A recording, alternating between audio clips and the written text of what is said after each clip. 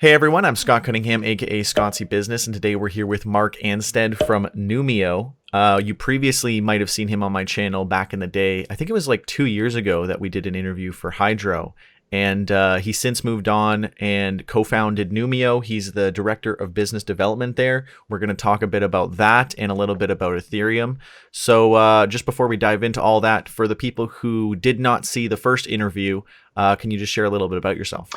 Sure. So I've been in the crypto and blockchain space for a few years now. Originally bought my first Bitcoin back in 2014, really got my hands dirty or started getting involved in the industry back in 2017. I worked for an organization called Cryptocurrency Investing Network. I was working with them for about a year to a year and a half, and then decided, all right, I'm going to start getting more involved in, I guess, actual building and projects. Found myself working with an open source project called Hydro. Started a company called Hydro Labs. That sort of fizzled down, moved on from that, and have now recently started up a new company about a year ago, which is now called Numio. And we are focused on building out the layer 2 user aggregation layer. And I guess through this whole process over the last year or so, I've been working with some other pretty cool projects, one of which my team is working with at Numio, called Phoenix DAO. And I've also been helping out with different types of just like open source community projects, like Uptrend, and another one more recently, like Index Coop. I've been helping out with Uptrend. I know you're pretty active on Uptrend, I believe, or Yeah. maybe you used to. I don't know if you still are. Yeah, no, I still post there. Oh, nice. I've been helping with SQA on their mobile app release, so I'm really excited for them and what they're launching there. Yeah, so that's a little bit of my background, sort of what I've been doing, what I'm working on right now, and very, very bullish for DeFi and this, I guess, this whole industry as we're moving forward. Yeah, absolutely. So, can you give us a bit of an introduction to what Numio is and what it's all about? Sure. So our goal with Numio is to essentially give you more control over your identity and your money. When it comes to your identity, we have a pretty cool relationship with Phoenix DAO and what they're building around our identity management solution, where we're able to essentially onboard people and verify them, whether it's doing like KYC AML or without having actually verify them at all when they're being onboarded. And the goal around that is to just have one universal identity that you can use on pretty much any type of platform. So you can be instantly onboarded. And the other side of things is obviously around what we're doing with DeFi, with our non-custodial mobile app. Obviously, like this being a non-custodial product, it does not actually require any type of KYC AML when you're being onboarded. It's really just an email that's required. And we are focused on building out layer 2 functionality, which I'll probably dive into a lot more later in this call. But what we are doing is helping to scale Ethereum through layer 2. So this allows for significantly higher transactions per second. It has significantly decreased gas costs, has instant transaction speeds, and most importantly, it has all of the security of the Ethereum mainnet. We are going to essentially building in and plugging in different types of DeFi protocols directly into the mobile app.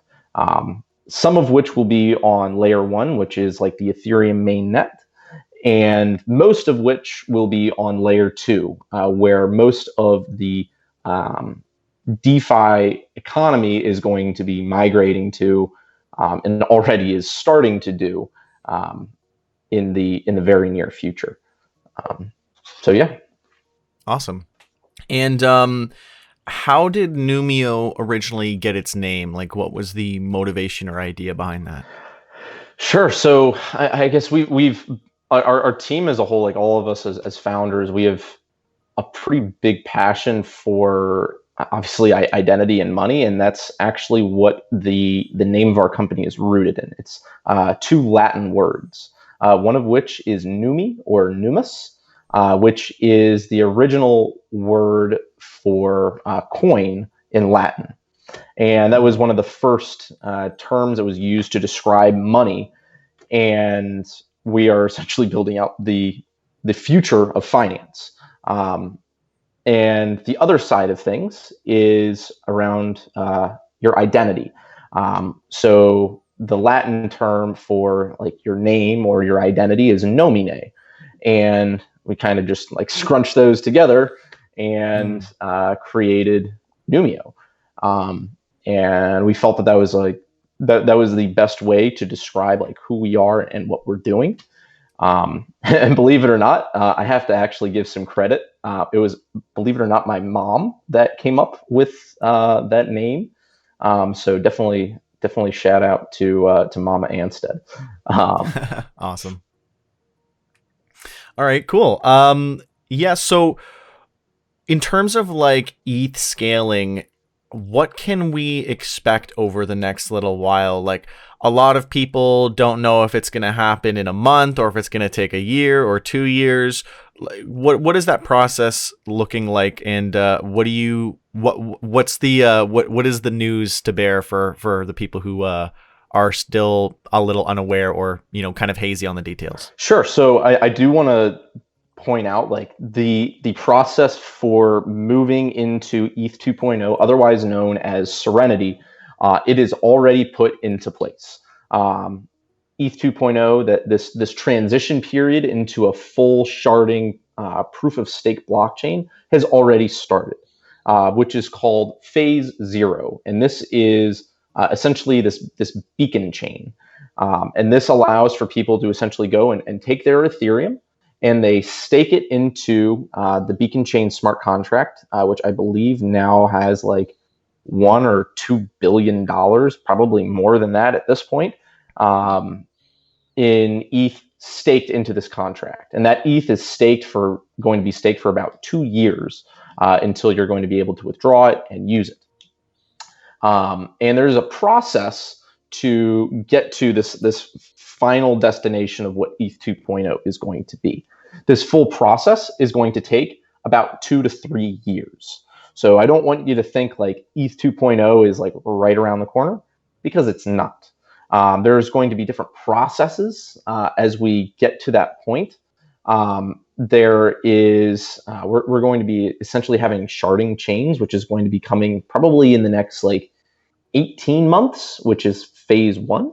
And then phase 2, which is the final end destination of ETH 2.0, which we'll have full sharding, essentially full sharding on the Ethereum blockchain, and it's going to migrate over into proof of stake. But right now, the only functionality that you have for ETH 2.0 is essentially taking your 32 ETH and depositing that into the ETH 2.0 smart contract and locking that in there for about 24 months or 2 years.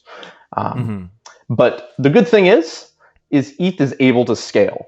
And there are a variety of ways that Ethereum can scale now, whether that's through layer 2.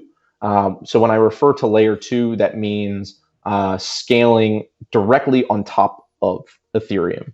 And then there's other ways to scale Ethereum by actually just moving entirely off of Ethereum. So you move away from any functionality around Ethereum on just completely separate layer 1 blockchains, whether those are they're just not running on Ethereum. So there's different options that you can look into, whether you're just like a developer trying to build out your smart contracts, your protocol, or even building out a product, or as you're a user interacting with these solutions, you need to have a solution, because unless you're playing with over, I guess at this point, like $50,000 to $100,000, like it's extremely expensive to use Ethereum. And frankly, like at this pace, like if Ethereum continues as it is destined to die. It will lose in its battle to become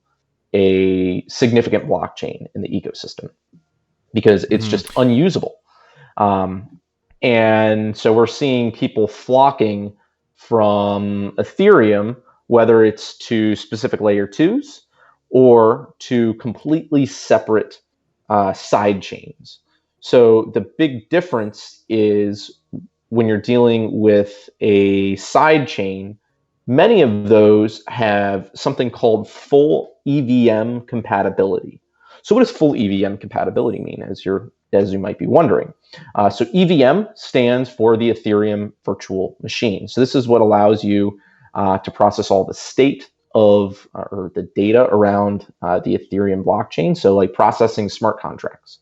And you're able to take these contracts and move them directly over into like separate blockchains, whether that be like some of the ones that have recently become fairly popular, like Binance Smart Chain, Matic, Avalanche, XDAI. Those are essentially separate blockchains to Ethereum, where you're taking funds on Ethereum and saying, all right, I'm going to bridge to a completely separate network. And they're essentially leaving that this like ecosystem of Ethereum to somewhere else. So that's like an option that you can look into. And then you have this incredible amount of development that's going on within the Ethereum ecosystem, otherwise known as layer 2. So these are solutions that are built directly on top of the Ethereum network that allow you to scale the Ethereum network. Some of those solutions are optimistic rollups, zero knowledge rollups, and just full disclosure, the solution that my team is using is a zero knowledge rollup. Some of the other solutions are Plasma, state channels, or even Validium. And it's very interesting when you're looking at all of these solutions, they all have pros and cons.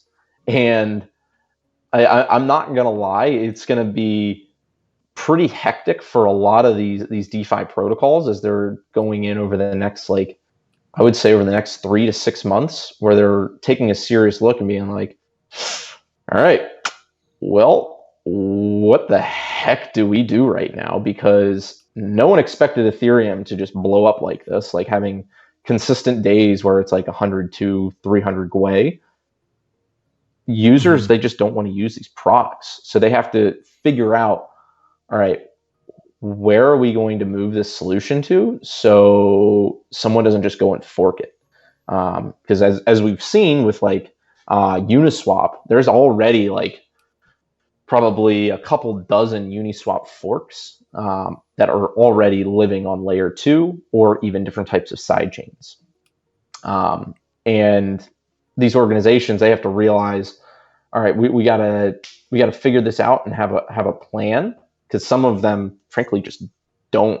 Obviously, like organizations like Uniswap, they have been planning this out for a while. They had a testnet version built like a year ago on layer 2, and essentially have already had some of these things planned out.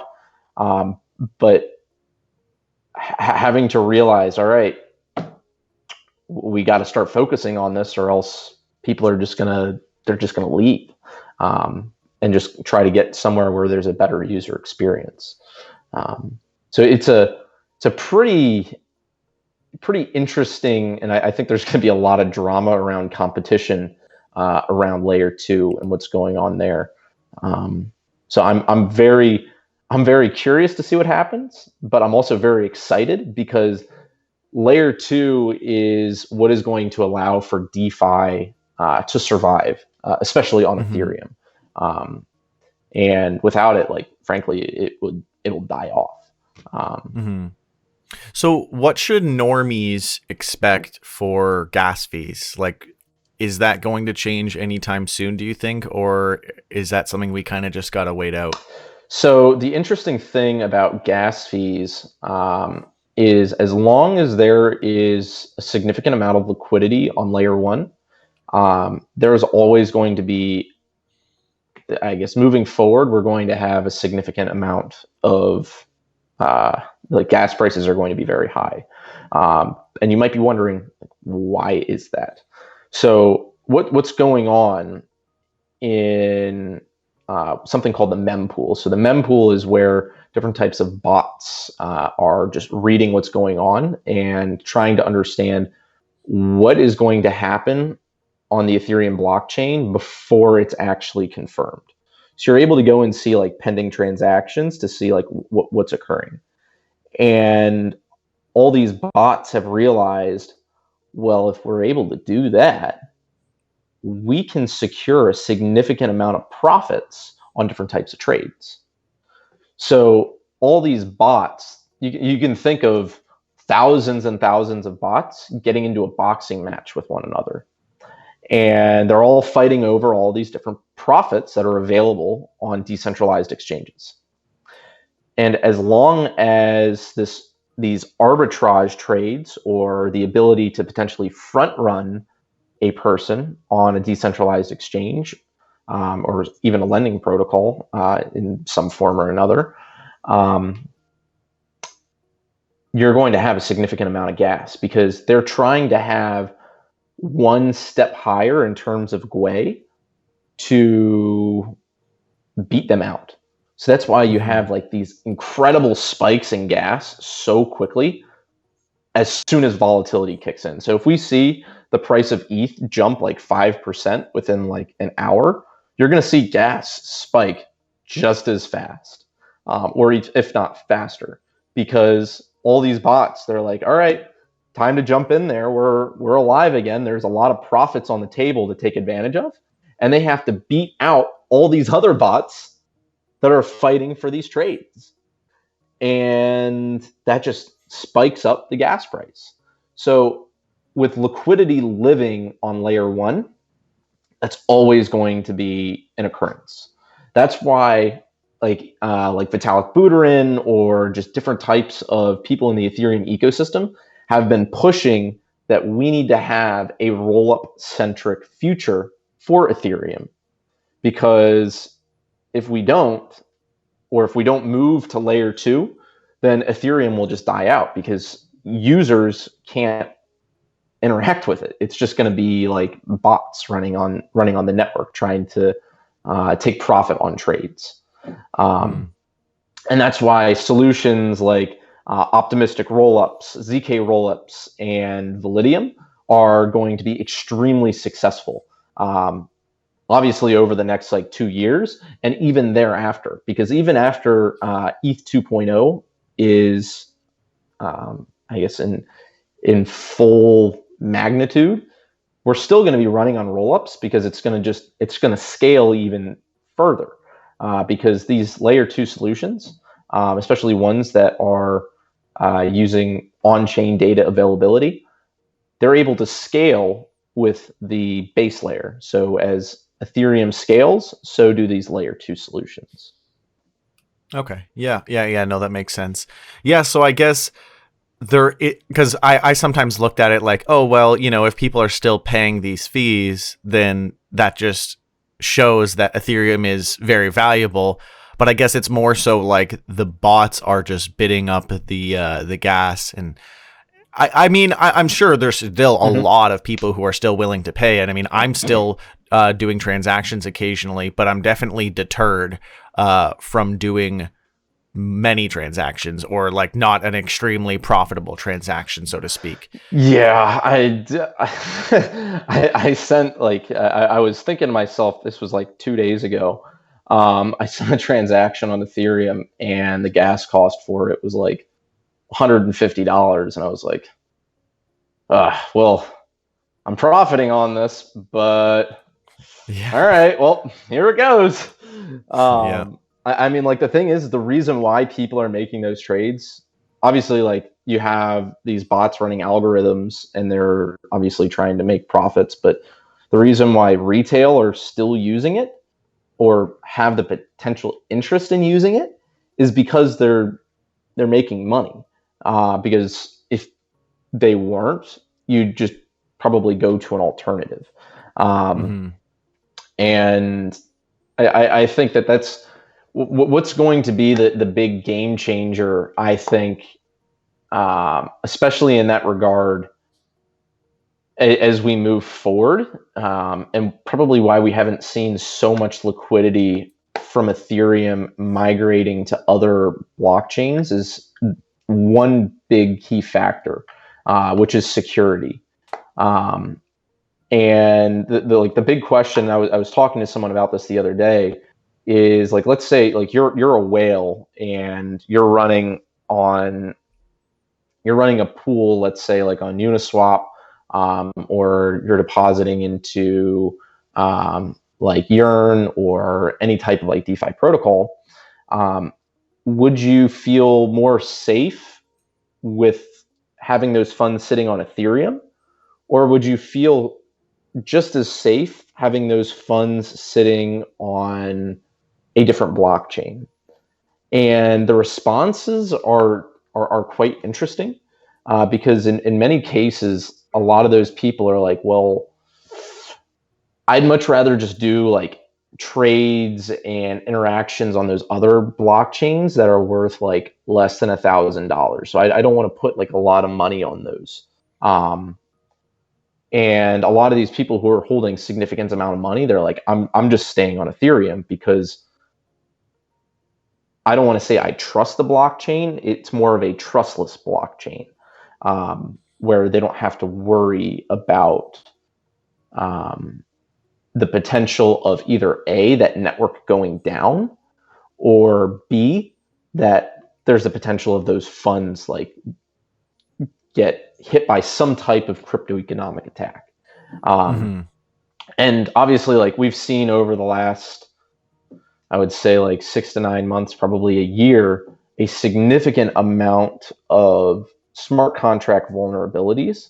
And I worry that the next big hack that's going to occur is not necessarily going to be a smart contract vulnerability, but it's going to be a blockchain ecosystem as a whole, where it just gets attacked and someone is able to siphon out and steal all those funds, and just essentially bridge it into a different blockchain. So I'm very curious to see what happens there, and what users are looking for, because when you're dealing with, I guess, like a little fish, someone who's playing with like less than $1,000, what they're looking for are two things. Is one, higher transactions per second, so like a better throughput, but most importantly, having less fees on their transactions. And that's like the real big kicker, is significantly less fees. And I think that's one of the big reasons why a lot of retail is looking to move to some of these other side chains. And I think over the next like month or two, they're going to start to realize there's a lot of development going on with layer 2, some of which is already live and some of which is going to be live very soon, that allows you to very closely mimic what is going on with Ethereum mainnet. So just like a layer 1 solution, because we already have layer 2 automated market makers and trading and all of that. That's already live on layer 2. So I'm very excited and curious to see how that develops over the next 6 months. It's going to be an interesting battle. Yeah, absolutely. Yeah, and I guess I never really considered as much about the security aspect for Ethereum. For me, as someone who earns a lot of crypto from social platforms, a lot of it is ERC20, and I'm fine to like take that that fee hit and just switch it into Ethereum. Just more so for me because I think Ethereum has better potential than a lot of these coins that I'm acquiring. So that's kind of my perspective, where I just think that Ethereum is going to be worth more versus the security aspect. But that's definitely something, that I hadn't considered, that I think is definitely relevant for sure. In terms of like what Numio is doing, what is like the problem that you're tackling, and what do you hope to see or get out of what you're doing with Numio? Like, what's the vision in the next couple of years? Well, we are part of, we're a team that's helping to pioneer layer 2 scaling on Ethereum. We were the first product to launch on Google Play that supports ZK rollups. ZK rollup, it stands for zero knowledge rollup. It's a solution that helps you to scale Ethereum. So we're able, like, I've been running transactions on top of Ethereum for about 1/100th of what it is on mainnet, which is awesome. And it has all the security of the mainnet.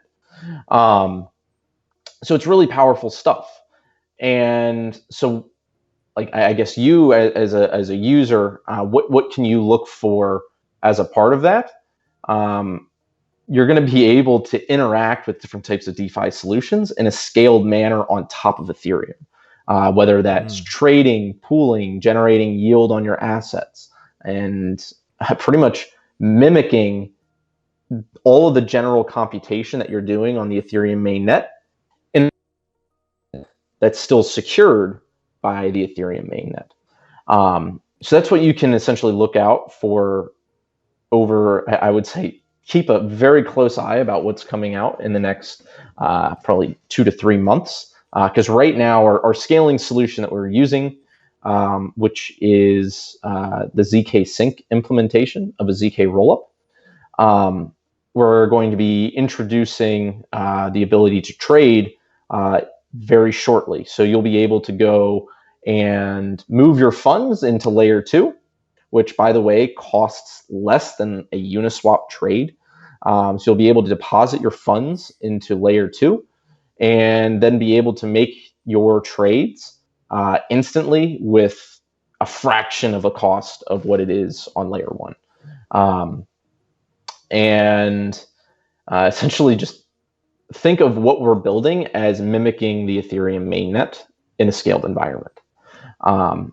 So that's what you can look for over the next few months. And I guess moving forward, it's really just going to be building in a variety of DeFi protocols into the app to create this all-inclusive, non-custodial financial product that pretty much anyone around the world can interact with without having to even have a bank account. Just frankly have an email and they're good to go and ready to get themselves, I guess, being a part of this future of finance, or as I guess a lot of people have been saying recently, the future of France. I still don't really get that connotation, but yeah, I don't really get it either.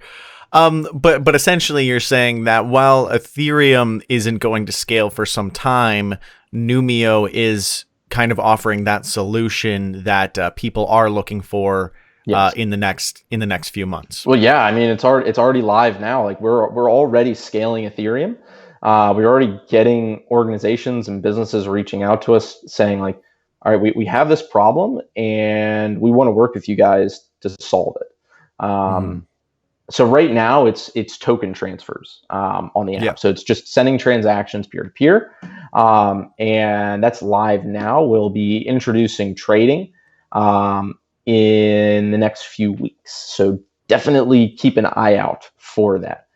So you'll be essentially able to trade in a scaled environment on Ethereum for a fraction of the cost. And for me, like being a degenerate DeFi person, like I can't wait for that because I've spent a lot of money over the last year on gas fees, and I don't need to do that anymore.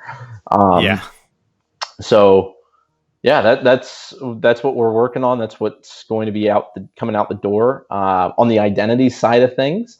Um, Definitely stay in the loop as we improve some of the functionality there. Um, Looking to continue getting some more organizations on board where you're going to be able to essentially be instantly onboarded onto different types of platforms.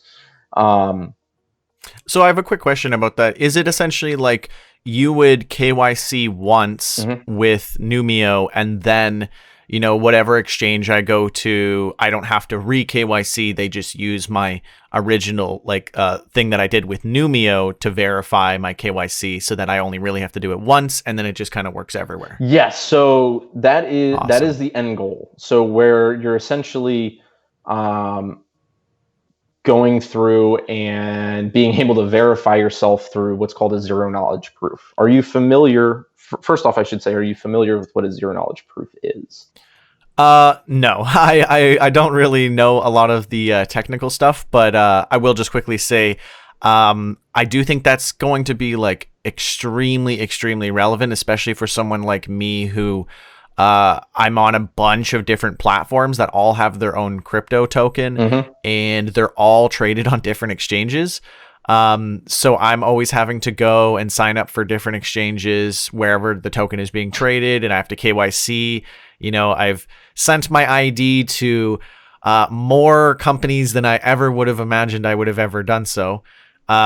In just the last year. So yeah, I think especially for people like that, or just anyone trading on exchanges, that it's going to be so much easier when you can just easily, import your ID, and that's obviously the most strenuous part of registering for any exchange or anything like that, as well as having to wait for the long verification process when the price goes way up. You want to trade it today, but then you got a KYC and it takes 2-3 days or whatever. So I think even with like opportunity and stuff like that, that's going to make a huge difference for a lot of people. Yeah, and it's both the user experience side of things is one side of it, but also like the goal of being able to verify yourself without having to expose any personal data is extremely powerful. Obviously, like when Mm-hmm. you're dealing with certain types of institutions, like some of them they do have to hold like a copy of that on hand.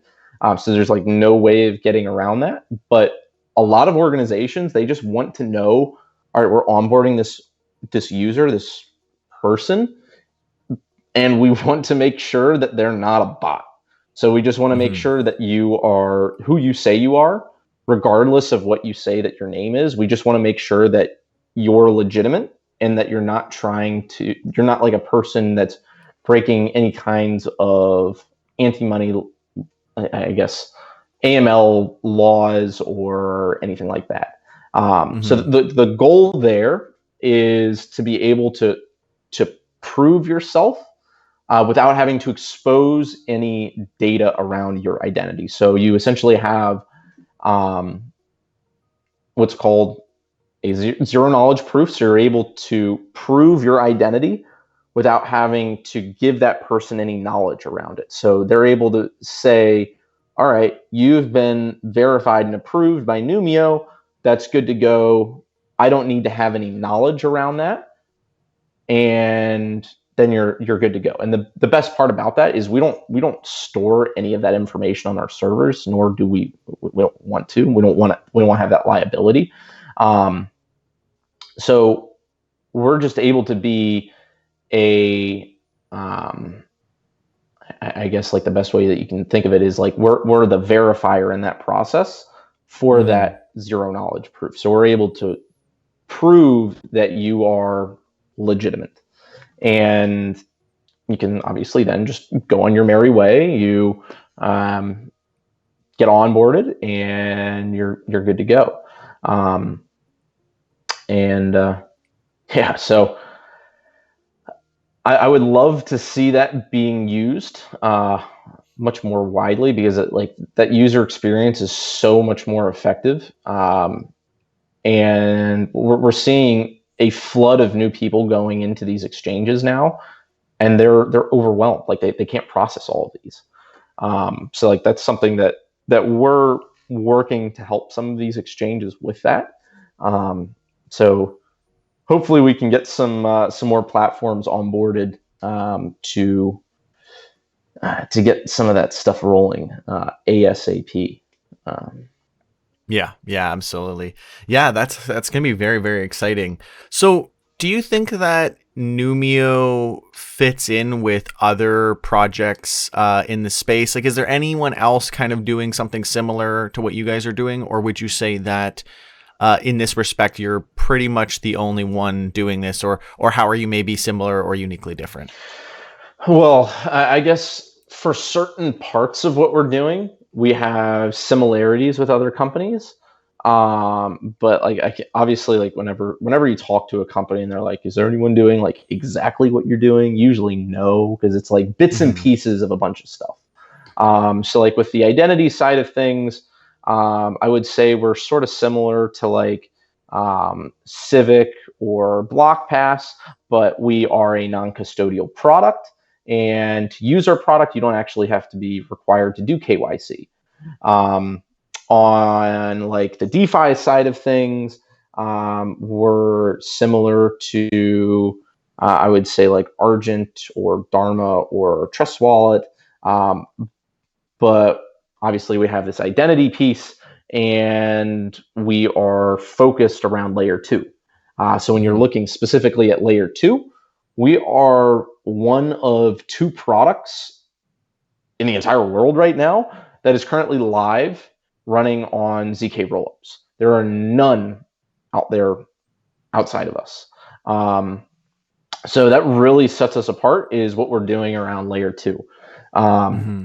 and I'm like very proud about like this movement that we're a part of to help scale Ethereum because it is a massive problem, and we want to be a part of that solution. Um, and yeah, so I'm excited to be a part of this I guess this journey. Awesome, awesome. Um, and then my last question is just where do you see Numio going in the next few years? What's the sort of long-term vision? Well, I mean, we want to build this out to be a fully functional financial product. Um, Obviously, right now, like we're very focused on targeting like obviously crypto communities and things like that, but it's going to be a fully fleshed out financial product that you're going to be able to invest, trade, and do pretty much any type of financial action all in a permissionless, non-custodial manner. So literally everything that you're doing within a financial app right now, you're going to be able to do that just using your email address because that's what Ethereum, that's what DeFi allows you to do. Um, on the identity side of things, like we want to be just like this one-stop shop for a user to have to go and be onboarded to, and then they can just go and use pretty much any type of product, whether it's a fintech product, whether it's like a reg tech product, whatever it may be. We just want them to be able to have access to all of these products and be able to be onboarded in a very quick manner, because that's something that a lot of these large social media companies have done extremely well. And I mean, kudos to them with what they've done, especially with onboarding, whether it's like Google, Twitter, LinkedIn, Facebook, um, allowing you to use your digital identity from that platform and logging into these other products in a very quick manner without necessarily having to create an account. Obviously, we're able to do that, but we are able to take it one step further to say, all right, you're a legitimate person.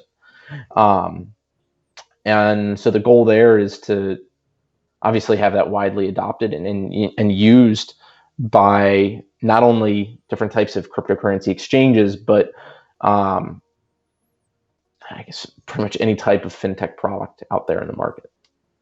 Yeah, absolutely. That sounds amazing. Where can people go to learn more about Numio, where can they follow Numio, and where can they follow you? Sure. So if you want to go and check out our website, it's Numio, Numio .one. So it's ONE. So NUMIO.ONE. That's our website. And you can go and sort of check out what we're doing. Download our mobile app. We are currently only on Android. We will be on iOS soon. So definitely be patient. Scott, are you on iOS or do you use Android? I'm Android, so no worries there. All right. Well, if you get yourself set up on the app, I'll send you over some crypto, and you can give it a little bit of a test drive and have some fun with it. Yeah, absolutely.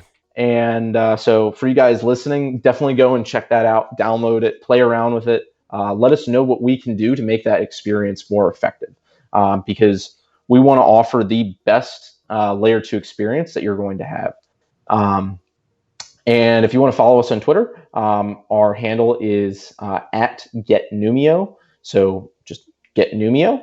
And if you want to follow me on Twitter, my handle is _shark_7. So if you didn't know, my nickname is Shark. So little Awesome. snippet of extra information there. Awesome. All right. Well, thank you so much. Everyone, make sure to go and check out Numio, follow Mark. Let us know in the comments, what do you think about this? Will you be taking advantage of this? I'm really excited for spending less on gas fees and having a one-stop shop for KYC. So that is very, very exciting for me. And, but again, though, thank you so much for coming on and sharing all this with everyone. I'm sure everyone learned a lot. And yeah, thank you so much. Cheers.